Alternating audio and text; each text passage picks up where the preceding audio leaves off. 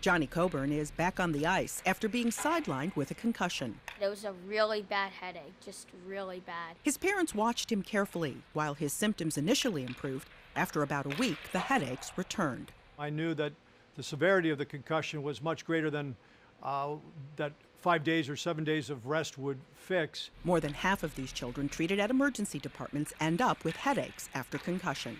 Parents usually ask about, well, how long is my son or daughter going to have symptoms? And what's going to go on after that? And what do I have to do? But there's no good way at this moment in time to actually predict those that are going to go on to have persistent symptoms following the emergency department visit. In an editorial, Doctors Lynn Babcock and Brad Kurowski from Cincinnati Children's Hospital discuss new research designed to help predict which children are at higher risk for developing persistent symptoms after concussion.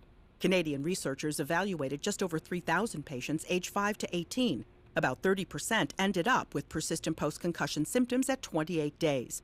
Both the study and editorial appear in JAMA, Journal of the American Medical Association. They actually had 46 predictors that they were looking at. After they evaluated those 46 variables, they came up with 9 variables that were fairly predictive of post-concussive symptoms. I want you to just follow my finger, just with your eyes, okay?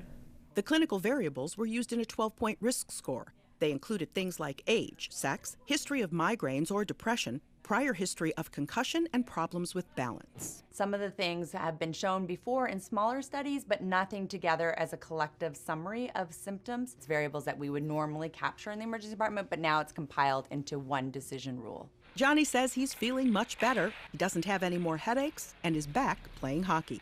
I'm looking for playing with my team for a few years, playing really good hockey in college, and hoping that I get to the NHL.